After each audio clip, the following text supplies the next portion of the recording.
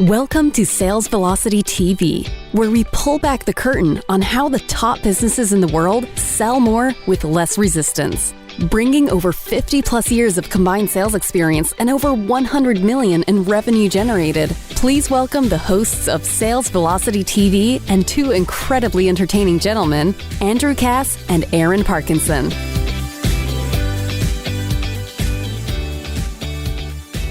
Hey everybody, I'm Andrew, that's Aaron, and we're talking sales friction today. And it's a word that we use, Aaron, a lot in the show, I realize. So it was like, hey, fitting to do an episode on the word sales friction because it's everywhere. It's almost like a cancer in a lot of businesses, right? Sales friction. It's COVID. And we use the terminology so loosely throughout our show that now we're going to actually devote a whole show here to sales friction, what it is, number one, and how to really, you want to avoid it at all costs because it's almost like the sales prevention department, sales friction, right? It rears its ugly head quite a bit. Yeah, and I think that a lot of people, when we look at their businesses, their products, their offers, I think that most of them are really passionate about what they're bringing to the market. Yeah. And so they develop something or they're selling something for somebody else or, whatever the case may be. And they're so passionate about that thing that they think that the thing should somehow just sell to everybody should just get it. Right. And they should just buy it. And they overlook the things that are in between your passion and the buyer actually pulling the trigger and spending some money. The fundamentals, right?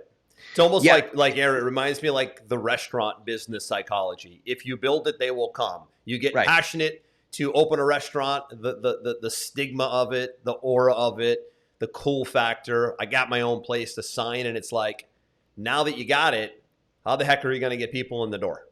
Sure, and if you look at the restaurant example, so that people can wrap their heads around it, you could have the absolute best food, best chef, best ambiance, best service. Yep. But if your restaurant's in the middle of nowhere, there's no parking, nobody answers the phone when somebody calls for a reservation. Nobody knows about it.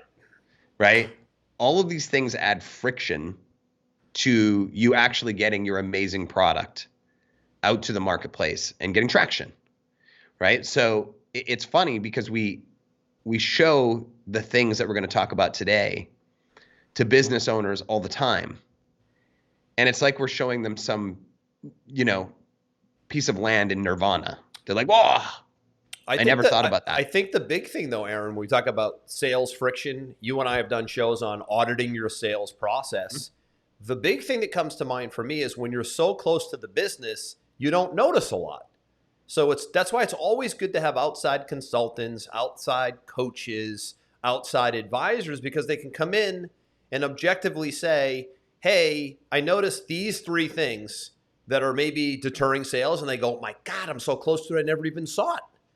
Right? So even sometimes just listening to a show like this, listening to podcasts, studying the industry, you will grab ideas and see things in a different way than how you see them in the day-to-day. It's really hard to see things clearly when you get stuck in the day-to-day and you're running the company and running the marketing and running operations and running people. You're so close to it that you have this tiny little prism. And when you get away from it, right, I always see the businesses that struggle the most. They have no outside counseling. They have no real outside advisor. They're just on an island. And they struggle mightily because they don't take the time to get outside points of view like we're giving right now, which causes friction. And at the end of the day, if there's friction in your sales process, then there's friction in your money. Because if the sales are going to be tough to be had, then the money's going to be slow to be made. And that's not a good place to be. And that's what we're going to tackle here today. I think we have three focal points of friction. Number one is awareness. Right? Number two was clarity around it. And I think number three was outcome. And we'll break that down here today. I'll let you talk to that since this is kind of your formula. Yeah. And we're going to try and condense them into three, but there's really sort of 8 that break down inside of them. And let's talk about awareness first, right? I saw this great summary of this ad the other day. You know the company 3M? Of course. Yeah. Monster company, right? Monster company, but most people don't really know what 3M does. Right. And 3M is really like an invention company. They invent different tools and tapes. Tools and materials and all these different types of things. Right. So how does 3M gain awareness of one of their core products? And I don't know if you've ever seen this ad that they ran, this ad campaign that they ran, but they basically have this, plexiglass that's virtually unbreakable. Yep. So what they did is in Vancouver, they put this plexiglass on the side of next to a bus stop or something, and they filled it with $1 million in cash. Really? So you could see the cash inside of this wall of plexiglass. And they said, go ahead, and if you can break it, you can have it. Challenge advertising. Challenge advertising. Love it. Now, there was some stipulations. You have to do it with your own body, you know, no ramming like a truck into it or, any of it. It's just, so all day you had these people coming up and running at it and kicking it and hitting it with stuff and trying to break this thing to get this $1 million. That ad campaign made 3M $1 million in sales in one day. That's incredible. Because there was so much awareness around this cool idea that they had put together. And what did it cost them to do? They'd grabbed $1 million in cash out of the bank. They threw it inside of one of their materials. They built this thing, and then they filmed it and they put it online, right? It was. And the other side of that, Aaron, it's awareness and it's publicity, right? And so the greatest companies are publicity stuntmen, which ties to awareness. Can we do some sort of public like this, a public challenge, something that just gets attention, keeps attention, right? That's this. It's unique and it I gets didn't even know about now. that one that's pretty cool that they did that. Yeah, it is. And go look it up online and have some fun and watch people slamming themselves into it. It's kind of fun to watch. What comes to mind? Those infomercials, right? With when they bring out these crazy tools like tape. There was one that comes to mind where there was this duct tape they created that could stop a leak, and they had like leaks on boats, leaks in cars, and they had a big guarantee, which we'll talk about, right? A big guarantee on if you buy this product and it doesn't stop every single leak. I mean, it was impossible not to buy it based on the demos. And absolutely. Right? And let's talk about demos a little bit, because I think a lot of our viewers and our listeners, they have small to medium-sized businesses, right? Yep. So when we look at an example of our software that sponsors the show, Pipeline Pro, right? We do a lot of advertising digitally, and one of our biggest channels is Facebook and Instagram.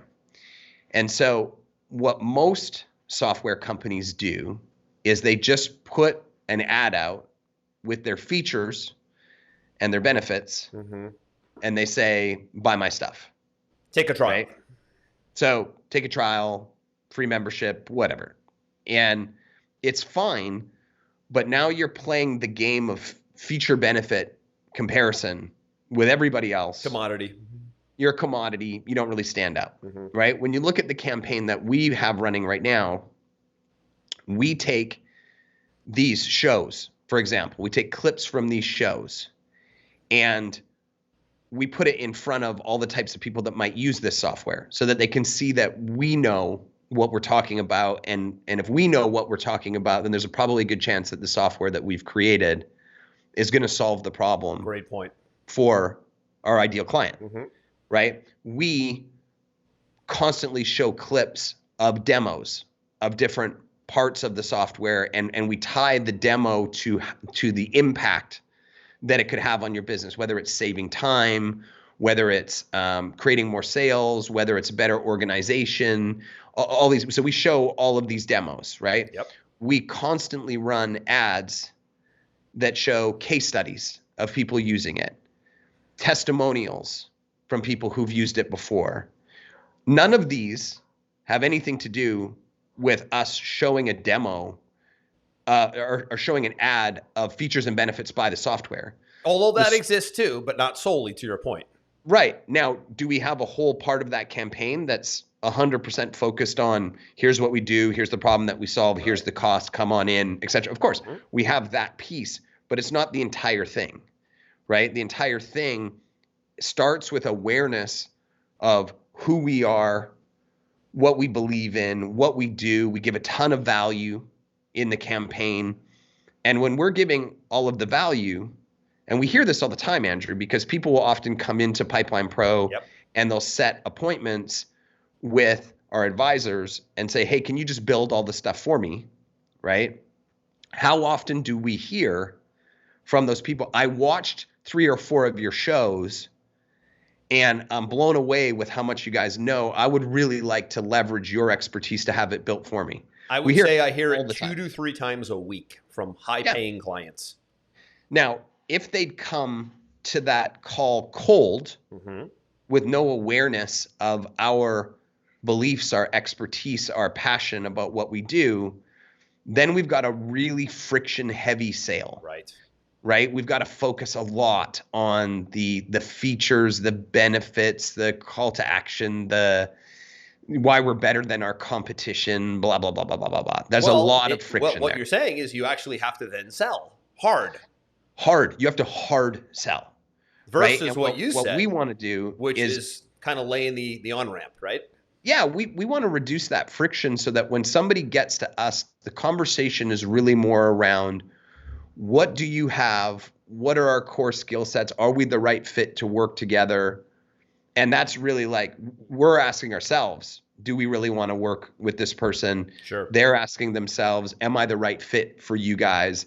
It's more of a consultative conversation versus a hard sales pitch. Yes, agreed. And if you can get yourself to that place in your marketing, first off, it's exponentially more fun. Yes. I don't, I'm at that point now in my life, I'm sure like you are, Andrew, where when someone's like, sell me on why I should work with you, I'm like, piss off, right? Like, I don't even care. Why would I even have to is what you said, Yeah, right? exactly. I don't want to play that game, right? I'm in the more connecting, evaluating, strategizing, Sure. It's a different place to be than in the hard sale game. Yep.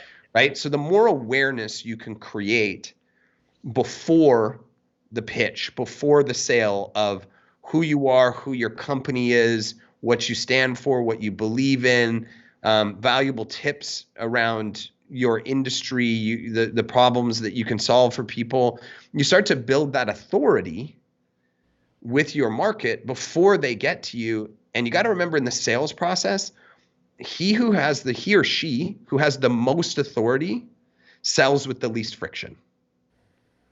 Right? Mm-hmm. Let's look at one of our favorites, Elon Musk. They're like a year or something out on delivering their cars right now because Elon is constantly getting awareness. He's promoting the brand. He's supporting it with his moves in public. He's not having to hard sell Tesla. He's positioned himself as the authority in that space, and people are throwing money at him trying to get ahead of the lineup. And gladly waiting. Gladly waiting. He who has the most authority has the least friction in the sales process, right? Great. So that would be number one. Anything you would want to add to that? Yeah, for sure. I'm glad I think you did a great job of dissecting our business model, right? Sales Velocity was created. I brought you the idea, said, hey, let's do a show. Let's build it off the theme of my best-selling book. And let's have the sales and marketing software that we own sort of drive the show so they feed one another. You mentioned awareness. We could use terms like publishing and being omnipresent, right? All we're doing is publishing content. Like you mentioned the 3 areas, which is perfect, right? You got the traditional ads, you have the demos, you have case study, third-party testimonials, and then you have a show like this. And if you take all 4 of those together, that's a portfolio of publishing assets. They're all in their own little verticals. And what they do is they reduce friction all over the place. So when somebody comes to buy, test, try the software, you're absolutely right. They've seen multiple channels of us demonstrating, talking, sharing expertise, background, track record. And it's like, it becomes very simple to buy. And that's where we're at today is how do we make it simple to buy? So few business owners will take on the arduous task of doing all this publishing and becoming omnipresent and branding and shows and interviews. And you mentioned Elon Musk. You could mention guys like Steve Jobs of the past. You could mention guys like Trump of the past. You could mention guys like, I'm trying to think who else comes to mind. How about Dave Asprey? He's Asprey in the biohacking space. I mean, these guys didn't just create products and services. They created massive visibility around themselves that made their products and services become an automatic next step. And that's the key lesson here today is I've created so much branding and awareness in publishing assets, that now my products become, again, an automatic next step in the solution. That's really where we're going here today. So this first pillar of awareness is really critical, because without the awareness piece, you're constantly facing friction. Like you said, you constantly have to sell yourself and follow up and sell. It's like I was talking with a client the other day and said, this is when you don't have these things in place, you're actually starting from less than zero. You're not even at zero anymore. You're starting at less than zero. So you're incredibly behind the curve. When you do what we're talking about here, you're actually above zero. You've actually started with a head start. So where do you want to play the game? At zero, below zero, above zero, head start. Awareness in publishing means you have a head start. Therefore, there's less friction. We talk about less resistance, same kind of thing on this show. That's the theme of the show, how to sell more with less resistance. You absolutely do that by getting really militant with your publishing, your awareness, and your omnipresent strategy, for sure. Yeah, and last thing, Aaron, real quick, never easier to do today than ever, by the way, with all the technology and tools. I agree. That's the interesting thing, is how so few do it, but yet it's easier than ever. Absolutely. So if you're creating awareness and you're starting to transition your buyer from transactional to tribal, is the term I like to use. Yep. Then now you've brought them into your ecosystem, and your ecosystem could be your website, your funnel, your live event, your print media, your television, whatever type of media you're going to bring them into, right? The next step that creates a lot of friction that I see very, very often when people ask me to look at stuff and audit stuff is a lack of clarity. And clarity kind of breaks down into a few different subcategories. So I'm going to talk first and foremost about the communication side of it. Let's talk about either the written word or the written word can be translated into, obviously, on paper, on a website, what you're saying in a video, right? It all comes from copy, right? It really all comes from copywriting. And what we see a lot of businesses do is they try to talk above their ideal prospect. They try to use a lot of industry-specific jargon. They try to use fancy words that people don't use in their normal vocabulary. A lot of bad grammar, run-on sentences. There's a whole bunch of elements. The easiest way to look at this is that if I'm watching something or I'm reading something and I have to stop and go back and read it again, that's a problem. That's friction. Because it's friction. And oftentimes I'm reading something that someone's put together and I have to stop and reread it again. And then I realize, now I understand what you were trying to say. But if I have to do it 3 times, that friction is a serious problem, because buyers are being distracted by a million different things at one time. You can't have any disruption in what you're trying to relay from a messaging standpoint. Yeah. One of my favorite quotes of all time when it comes to marketing is, "The confused mind says no." So if you're confused, or more importantly, if somebody else is confused by anything that you're putting in your sales process, you're in deep trouble. And I always tell my people, go use a tool like Hemingway app, which you can find online, which will take any ad copy or sales copy that you write, and it will show you what grade level it's written at, and it will give you suggestions on how to make it easier to read and easier to understand. And what we shoot for is a grade 4 level. We find that if it's readable at a grade 4 level, that's your highest opportunity to convert. So the first part about it is communication. And then I'm going to hand it over to you for the second part when it comes to clarity, which is next steps, value, and outcome. Well, the other thing too is you get frustrated, which equals friction. Right. If you can't understand something, you don't understand the way somebody has positioned their offer, you get frustrated. And Absolutely. Again, we loop back to frustration equals friction, and it starts to make you not want to move forward, right? That's a big problem. But it's interesting that you mentioned the wording. right? I look at two things. I look at the wording, the copy, and the graphic design, right? So anytime we do a lot of funnel work within our company where we build sales funnels for clients, and the two big rocks that we focus on is getting the copy right first, because to your point, the wording, you don't get a second chance to make a first impression with the way you word what you do, right? The way you write about what you do, the way you position your products and services or your offer. And then the second piece is, does the design look like it's 1992 GoDaddy website, or does it look like it's 2022 WordPress website? That's the difference, because you don't get a second chance to make a first impression with both words and imagery. It goes hand in hand. So we can talk about publishing and awareness all day long, but when they actually get to you and they get to your offer, or they get to whatever you're offering, they need to know, can you put two words together and articulate what it is that you do? And does your design look clean, professional, and elegant? And sometimes there's a disconnect there as well with the clarity. Sometimes it's one or the other. Man, they write really well, but the website and the funnel is atrocious. Or it's, man, they can design well, but they can't form two sentences. So there's a lot to think about. This is kind of, I guess you could say this is a little bit of a heavy episode today, only because very few will do the awareness thing. Very few can pull off the copywriting and the design thing. And now we're at like friction compounded, right? So, and it is friction compounded. And I will take it a step further, because you did touch on a piece that I want to touch about in a second, which is aesthetic, right? But the clarity piece, when someone's trying to understand what you're saying or read words in your offer, obviously the simpler the better, but that also carries forward into what you're asking them to do.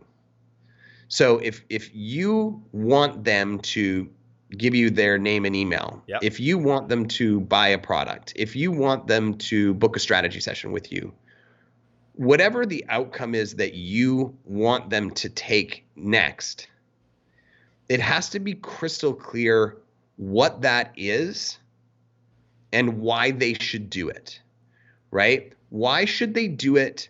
And we talk about this all the time. Why should we do it now, which is a sense of urgency? Because if they don't do it now, they're probably going to get distracted by a million other things. So is there clarity in why they should do it now?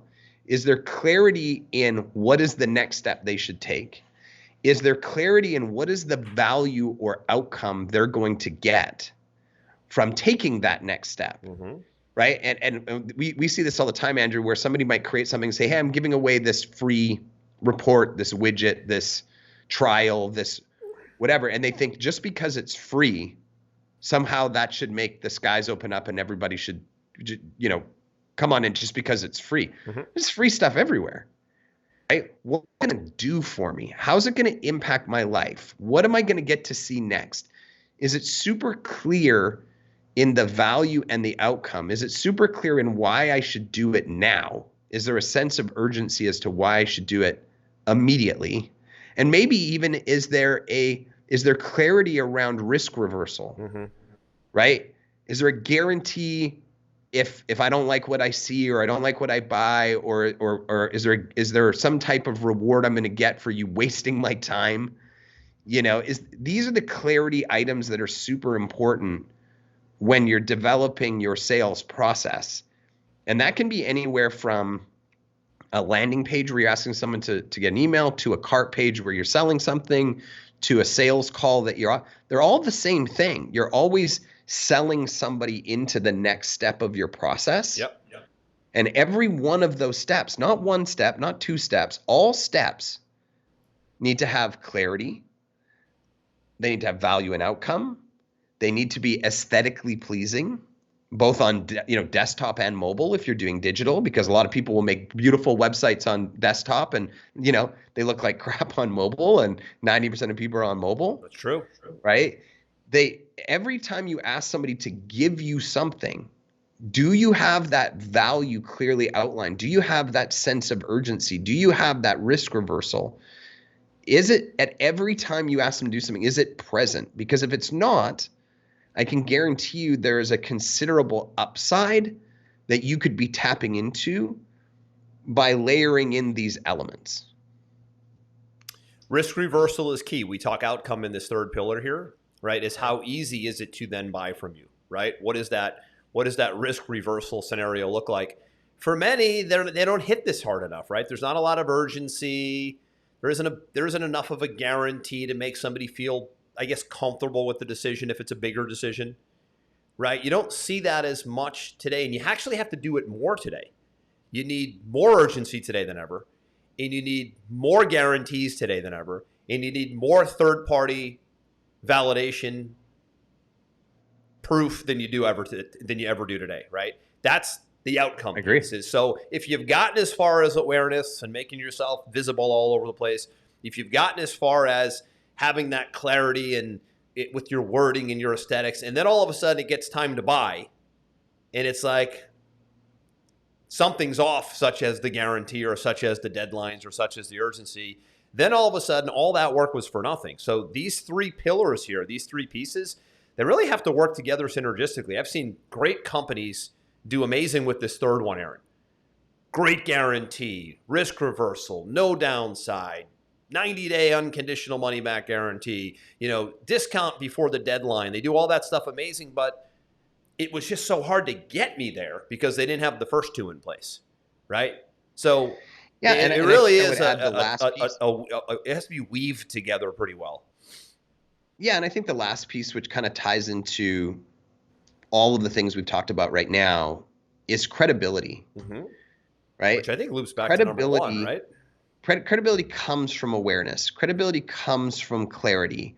Credibility comes from guarantees and risk reversals, but it also comes from aesthetic, right? If it looks like crap, if it loads too slow. I see so many clients we have where they've got a website and it takes 5, 6, 7 seconds to load. You look unprofessional, right? Your website should be loading in 3 seconds or less, to show credibility and reduce friction to your client. And the last part I would add on the credibility side is your proof, your testimonials, right? Who has gone through and taken your offer, bought your product, started with your company, and seen the amazing result that you're promising in the offer itself, right? We are wired to believe what other people say about us 10 times more than what we say about ourselves. So that's why, for example, we started this show this morning.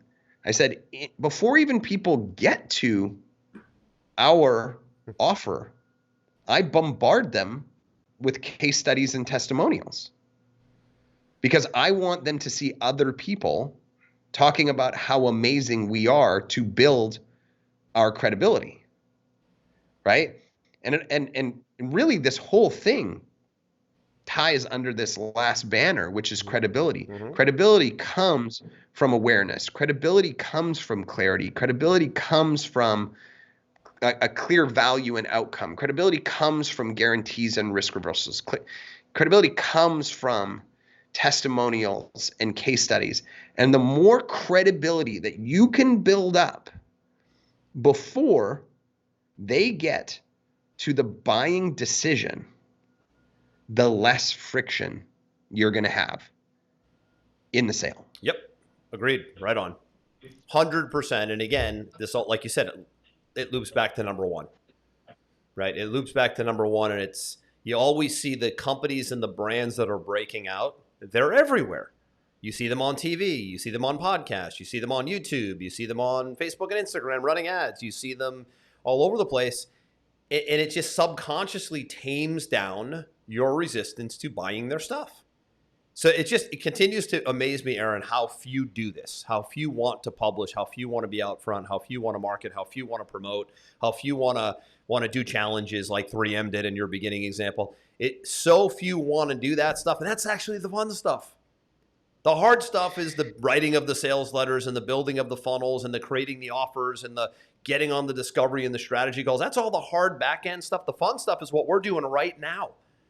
Putting on a show every single week, syndicating it throughout all the social media properties so that by the time people even learn what it is that we do, they're like, well, that probably makes sense because I watch them every week, like you said. So we get to have fun knowing that it feeds new clients, customer acquisition, long-term clients, potentially higher ticket clients, right? It's just there's so many there's so many great tentacles to publishing and awareness that it still blows my mind how few do it. Well, I think you brought up a good point there that I did not, which is a really interesting point. When you're running a business, a lot of it is very stressful. You know, you've got staff, you've got SOPs, you've got finances, you've got product development, you've got legal. I mean, there's just so many things that are the have-tos of running a successful business. Do you know what the most fun part of running a business is? It's creating.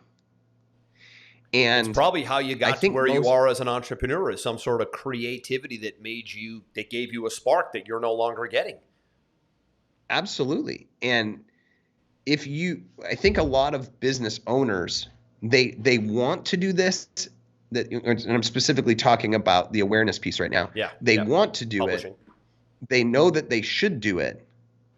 Yep. But they often say, well, I don't have time for that right now, or I have to prioritize these other items first. And if you're anything like me, who's been running business for 20 years, there's always a fire. And you'll find one if there isn't one, I promise you. 100%. All you got to do is open up email or Slack or whatever. You'll find the hose. You'll find the hose, right? Yeah. So you have to build your schedule. You have to build your life around carving out time to do the things that are actually the most fun, the creative side. You know, I remember when you said, hey, I want to do this show. I was like, I don't have another hour a week to spare, but I knew that I should. So I did. Right. And it's actually one of the funnest things that I do all week. You know, I look forward to Friday. Oh, it's show day. Yeah. Yeah. Right. Because it's fun. It's very fun. And the benefits that come from it from a business standpoint are tremendous. I don't think there's probably any of the potential 9 fires that are sitting in my inbox this morning that you're even thinking about right now. Well, 1, I'm not thinking about them. And 2, if I solved 1 or all 9, I still don't think it would have as much long-term impact as sitting here doing this show with you this morning. Right. That's a really good way to look at it. Right. I think sometimes we have to reframe things differently than how we have them framed to get ourselves off the fence to do things. Right. Absolutely. And again, we talk all the time. I think probably the path of least resistance today, Aaron, when it comes to awareness and publishing, because I think it's the most important piece of the day of the 3 we're talking about, is a good old-fashioned podcast, which we're on every single podcast, but we start live. And you don't have to do this. Very few shows do a live video version and then take out the audio and strip it out and make it a syndicated show as well. We do it because we want the visibility, literally the visibility of being on video, and then that gives us the YouTube visibility and the ability to do trailers and whatnot. But that's a big leap for most that don't have experience. We happen to have a lot of experience speaking and producing, right? But think about just taking a microphone like this, not even having you could be in your underwear, and you can just talk about your stuff for 30 minutes. And you can talk about concepts and philosophies for 30 minutes and just be on the audio platforms. Most people, frankly, listen to this in audio version, not video version. I hear it all the time. They got Apple devices. They have Samsung devices. So there's Google Store, there's Apple Store, there's Amazon, there's Stitcher, there's Spotify. Those are like the big 5, and that's where most of this gets consumed. You need to be in people's ears, because more so today than ever, people are listening to podcasts of different thought leaders and business owners and speakers, consultants who are dynamic and can share good, cool, maybe some renegade-ish philosophies. That's what gets attention. And it's the easiest thing to do. Grab a microphone and just talk. You can find the production companies to cut it up and do the intros and the outros. Most people they go right there. Oh, but the tech. Oh, but how would I find that cool introduction? Well, who will edit it for? Like, there's a gazillion vendors out there that for almost no money, very little money, will get your production to be a production and give you the visibility and the aesthetics and the design and branding that you want it to be. Just focus on speaking and getting your voice out there and creating that awareness. It's never been easier than it is today, but yet so few do it. It's the missing link. I think that what you're talking about there is important, because improper execution will beat proper procrastination. 7 days of the week. Of course. Right. I mean, we started this show this morning and we said, oh, for some reason, this tech platform isn't posting to Facebook Live today, which it might be, it might not. We'll go look at it later, but it looks like it wasn't. Right. I actually think it did. Okay, great. So cool. But we But it tested didn't hold us the up, show. is the point. It didn't hold us up. We're like, okay, cool. It's going to go in audio version only to all these other places. Who cares? Either way, we're capturing it, right? Yeah. So, and I think that's the kind of thing that would hold people up is, oh, gosh, the tech's not working or the this or that. This isn't for me. I can't do it today. I get back Just to my take action. fires, right? Just take action. Just take action. Exactly right. So to loop this, to close this out today, the awareness thing, the publishing thing, the omnipresent thing has to be the starting point of creating less friction. The middle piece is super important too. How clear are you in articulating what you do? And that third one was the outcome, right? How easy is it to get to the outcome? Is there enough no-brainer type elements in place like deadlines and risk reversal and guarantees and third-party proof? I mean, you could build multi-million-dollar product and service offerings with these three buckets. But again, I'm going to tell you, you're going to get the most traction from getting yourself out front, public, visible, speaking on social, on TV, in the news, in press releases. That all, every little pillar just continues to chip away at somebody not needing to think long and hard about buying your stuff. That's the reality of it all right there, is that starting point. You agree? Absolutely. Well, alrighty then, man. I'm going to leave it there on friction. It was a good one here today. Probably worth watching and listening to again. How do you, identify sales friction? How the heck do you get it as far out of your sales process in your company as you can? It's always going to be there to a degree. The key is how little of how much friction do we have? What is that percentage, right? I see businesses that are 90% friction, then I see some that are 10% friction. You just want to get that number down as low as you possibly can. All past episodes of Sales Velocity TV and radio are at salesvelocitytv.com. Check them out. I think we're 80 some odd episodes in, and we will see you on the next episode. I'm Andrew. That's Aaron. Over and out. We hope you enjoyed this episode. Sales Velocity TV is powered by Pipeline Pro, the ultimate all-in-one sales pipeline management and marketing automation platform that makes all others obsolete. And we can prove it. Take a tour at gopipelinepro.com. See you on the next episode.